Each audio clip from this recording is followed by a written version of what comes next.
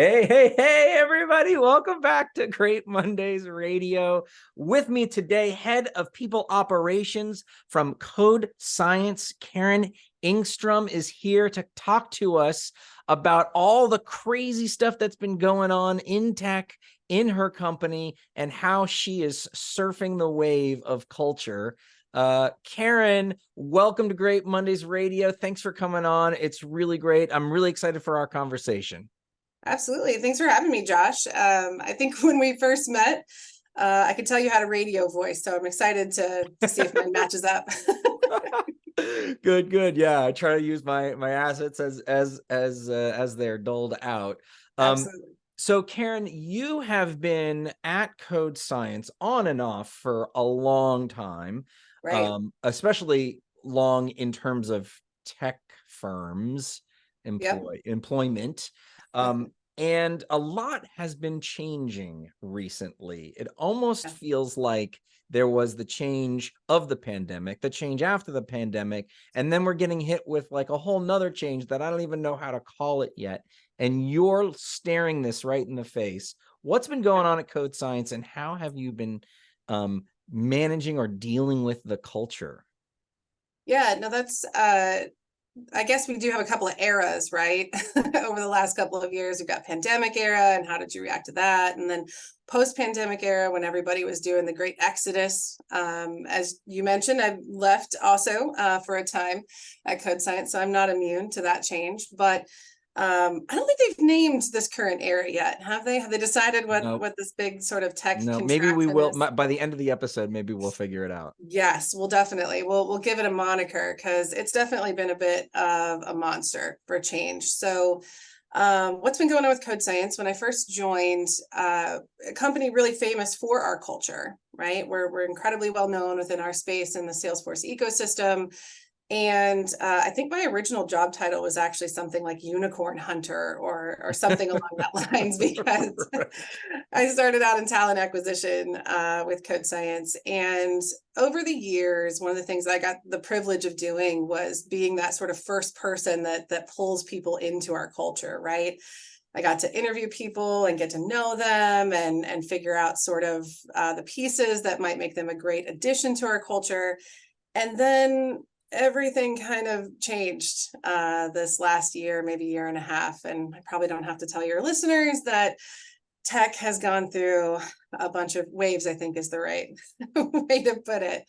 And we're talking a lot right now about our famous culture and what do we do to keep it going? Do we keep it going? Is it the same? Should it stay the same? Is culture a living, breathing thing? How do you consistently provide the same culture? And should we? Should the culture change because the world is changing? So Right. So you said before we started recording, you said we're working on culture continuity, but then mhm. you just described all the crazy changes. So is Yeah, it like what are we talking about when we're talking about continuity? Maybe continuous in what way, right? Or at right. all? Yeah, absolutely. So, when you're known for your culture, you tend to think of culture as just one thing, right? So culture, though, is different to me, is different to, the developers on our team, and everybody kind of experiences it a little bit differently. But previously, we had kind of just lumped it into this one big conversation, our company culture.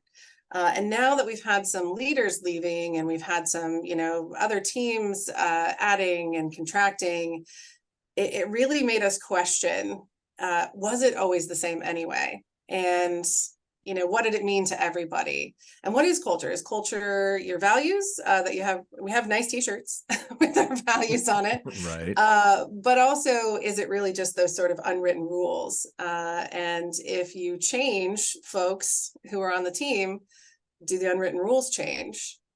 So yeah, and how do you keep your identity if the unwritten rules change, right?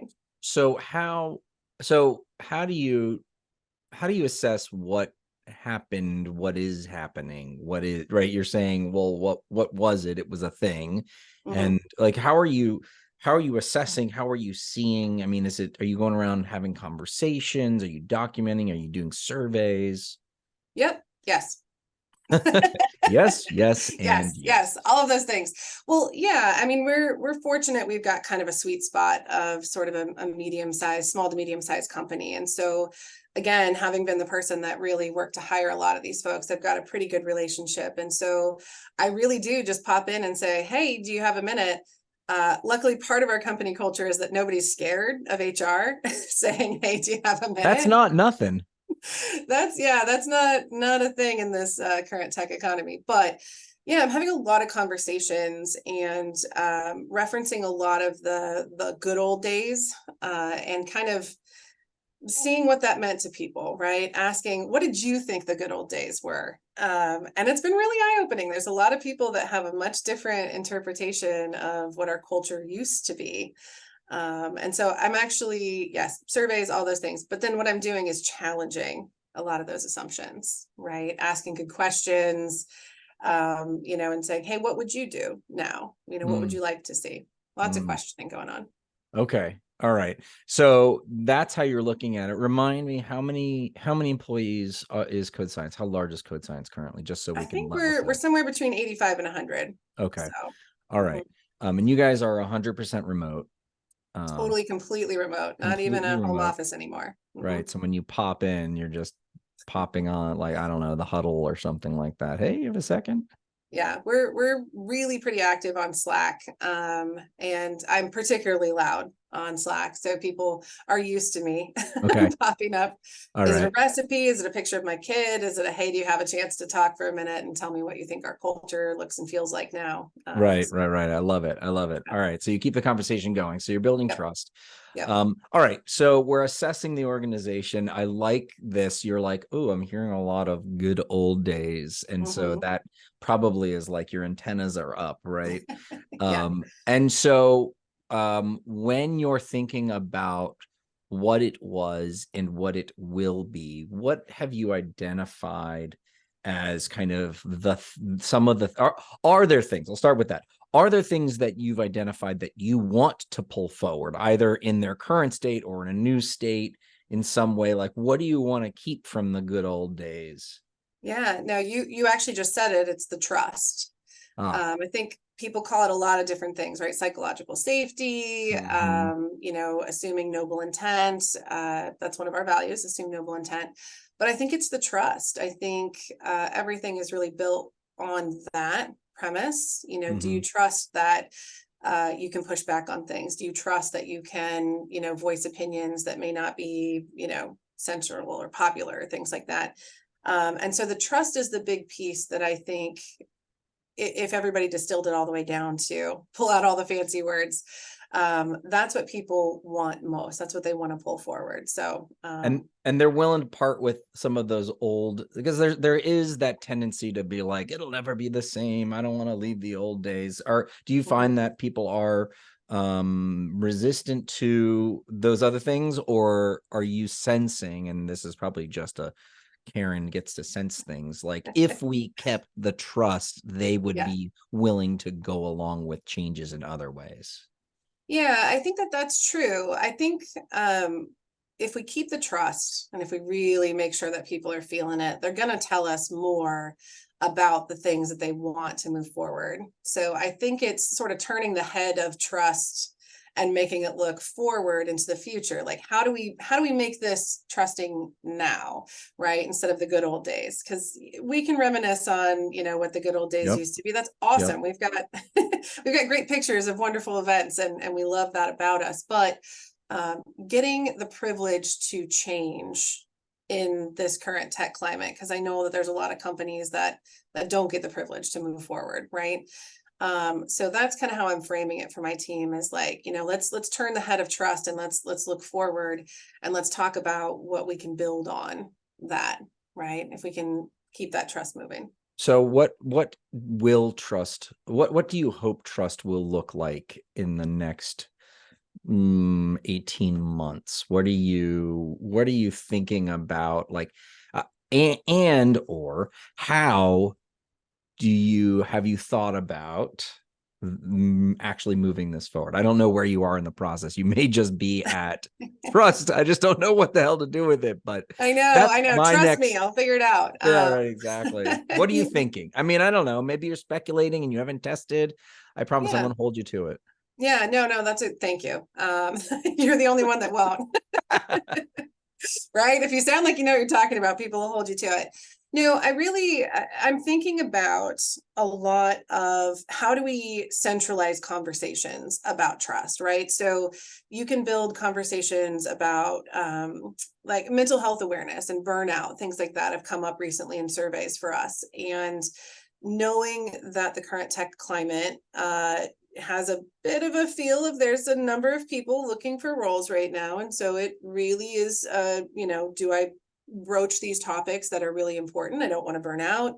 Do I trust that the company is going to support me and Mhm. look at me and Mhm. say, yeah, we've got you, we can move you forward. So that's kind of where I'm at right now, is talking about how do we bring those conversations back into a central focus where we can all talk together because we trust that those conversations are going to be valuable and move us all in that direction. So, I think as it tends to change is scary, and lots of people sort of retreat from that center to have these sort of side places where they feel a little bit more safe.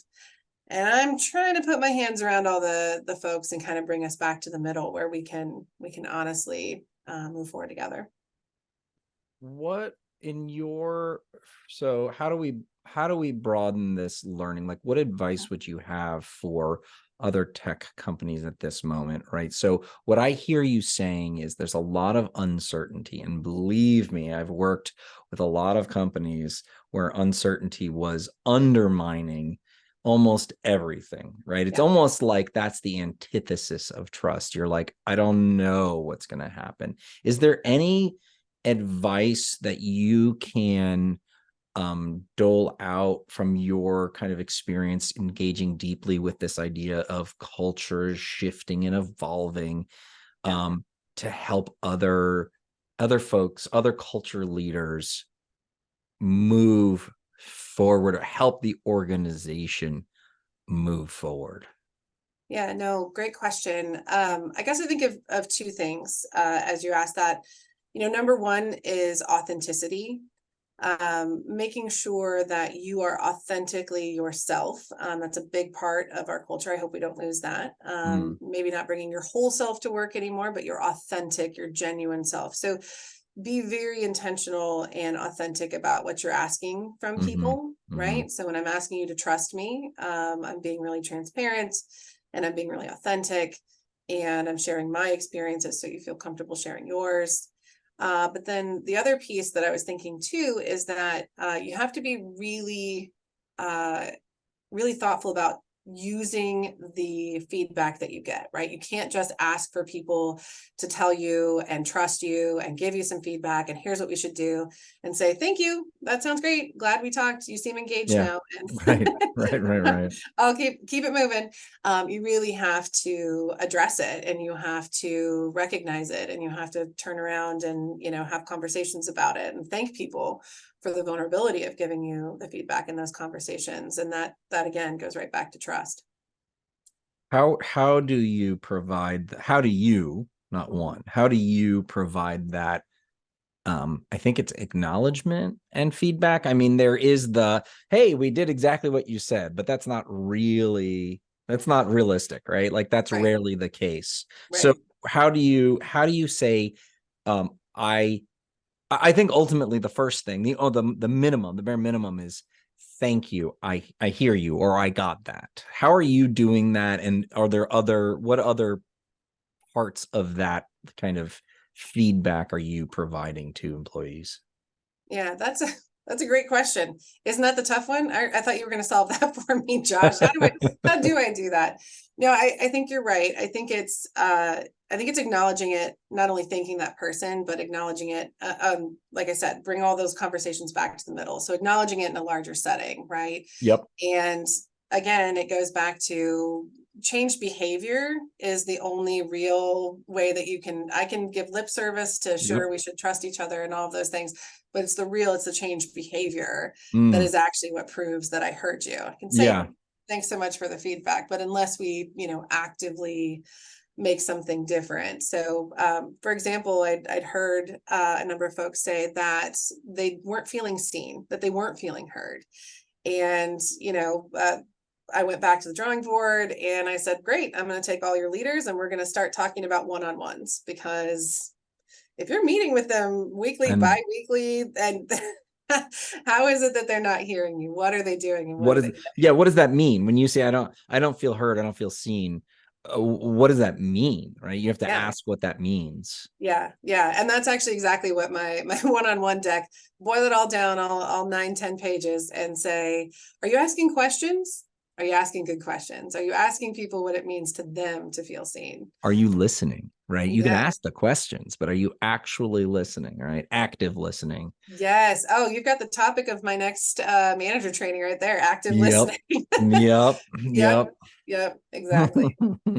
There's a lag time between showing, I mean, you're right, it's behavior, but behavior change, even for a company of 100 employees, is actually, and leaders, as maybe well-intentioned as they are still human. And Yep. it takes a while, right? You probably have to go, hey, remember how we talked about that change that you were going to do? That Yep. thing didn't happen, right? So to Yeah. me, I think the big question is, so, okay, you can have an autoresponder. Thanks for your feedback, right? Technically, I got it, right? Or Yeah. and then you can go out and say, hey, everybody, we got these. We're looking at these. But then that actual change, for someone to see it actually, is takes a long time, right? It Like, does. It I does. think, and I don't know that, I mean, I don't expect you to have the answer, but what I would ask generally is, how do you shrink that gap, right? Like, you can get really good at process and getting Yeah. people to change, but you also need to be like, hey, we're working on this, right? Like, you need to Yeah. precede some of that stuff. I don't know, does that sound like, is that something that you would want to do, or you're working on, or? Yeah, absolutely. I sometimes roast myself and tell people, you've heard a lot from me this week, but I'm repeating myself again because I'm, wanting to make sure that see that there is action. Because especially being a fully remote company, that's really hard for you, people to you see don't that see I'm it. actually, You don't see it. you can't walk down the hallway and just, spend half an hour, looking at the deck that I'm working on, or whatnot. So back to trust, right? I've built a good reputation. I listen to my team. I think they trust me, but without the action, it doesn't show up. But you're absolutely right. And I think that's something I'd love to hear more from your listeners too, is how do you find that way to keep people engaged while you're working on the change, right? Because you can lose hearts and minds if the change doesn't feel authentic, if it doesn't feel fast enough, if it doesn't hit right. You want to keep people engaged. You gotta I joke with our CEO that he says he measures 3 times and then he cuts once, and I'm like, well, that's great, but we're still sawing logs while you're measuring. Yeah. You gotta Wait, keep it moving. where again? Yeah. Yeah, exactly. We can't all just wait to measure so many times. And it's good business practice. I'll give him that. But when you're talking about people, you're right. People have a lot of time in between suggestion and action to form thoughts and opinions. And how do you, other than spending my whole day just talking to every single person, Right. knocking on Right. doors Right. Exactly. Right. You all could, day long? I mean, that is Yeah, part of it, but then you actually have to do the work too. right. Work, I guess. Yeah. Somebody's got to do the rest of the paperwork for sure. But yeah, I mean, that's a great that's kind of what we're bumping up against right now, is how do we, we don't want to rely and lean totally on the good old days, and hey, remember, it's going to get better again, it's going to be great, and hopefully you trust me while we're working and moving forward, because we kind of want people Yeah. to move it forward. So you don't want to lean too hard on the engagement of the good old days. So what do you do? It's a great question. Yeah. Yeah. Is there anything particular that you can share that you are looking to adopt like a new behavior or something that you've interpreted people saying one thing, I mean, you can't just do what people are saying. You have to kind of listen for what they actually mean, right? Like Mhm. that's good research Yeah. axiom. So my question is like, is there something, a behavior or even an idea about a thing that you're adopting, you're changing, you're moving forward to that did not exist before, right? We know we want trust to move forward. There's a lot of stuff from the good old days. Let's talk about the good new days coming up. Right, right. What am I latching on to? Yeah. Yeah. I think is what I What do hear you you spot asking. on the horizon? Yeah, yeah. I think it is that. I think it's increased conversation. That's where I'm hoping to get people back to, is I want to see that activity around the conversation. I want people to feel sort of encouraged to speak back up in the middle of the room, right? It's a Mm, bit like a middle school dance right now. We've got a lot of people who came to the dance. There's mostly people sitting on the bleachers, and I really want everybody in the middle of the room actually mm, getting down. So engaged yeah, in exactly. That the what is that? Okay, I love it. I love the metaphor. What is, I can relate. What does that look like? Does that mean you want more people showing up on chatting on Slack with each other, just ad hoc? Do you mean at an all staff, you want people standing up? Do you want, like, what is that? What could that mean, right? Like we yeah, could, what's the, there's a lot of ways, I'm sure. yeah. What are you thinking that means? Well, and I think that's actually kind of perfectly going back to how everybody was defining the good old days, right? And I'm finding out Mm, that through all these conversations that for some people it really was all the Slack conversations, silly polls in Slack, and really, being able to engage and enjoy each other's company that way. But it also, is people being willing to knock on my door instead of me having to knock on their door. People wanting to come and mm. saying, "Hey, I've got an idea," or "Hey, I've seen something that's going on," or "Hey, we lost a little bit of this. Can we get back to it?" So I'm trying to sort of get to that place where I'm not pulling everybody on the dance floor, where people are, requesting Mhm. my favorite song and getting me out there, and engaging me to do that. So that's tough. These guys have their full-time jobs too. But Right, right, but right, yeah, right. yeah. Um, any tips on from a fully remote tech veteran for creating creating those relationships and engagements? Mhm. You lean pretty hard into Slack. Is there Yeah. anything specific or a plugin or outside of Slack, or what's worked, What's what worked? continues to work Mm, um that's in getting the, like, because it's fully remote, it's mhm. hard, it's really really Yeah, hard, and yeah. I'm just really, I think a lot of folks are struggling with this, and you've been part of something like this a lot longer than most people. Yeah, yeah, absolutely. Well, and I went from being in a giant megacorp 1,000-person building to going fully remote. At the time when I joined CodeScience, there was about 40 employees or so. Right. So we've definitely grown a lot since I first started here. And I would actually say it's maybe not so much of like the tool or like the coffee with your coworker donut plugin, things like that. Those always are really shiny and super awesome. And if your Yeah. budget can afford stuff like that, like Yeah. go for it. I actually think it starts all the way back in how we hire. And one of the things that we look for and give people opportunity to demonstrate, we intentionally hire curious people. And we try to give people opportunities to explain how they would solve a problem, right? So we're in tech. You can't exactly just whiteboard every answer. You can have people do as many, coding challenges as you want, but asking somebody how they would solve a problem, and there's no right answer. The right answer is that they're curious, that they would explain how they would go about finding the answer.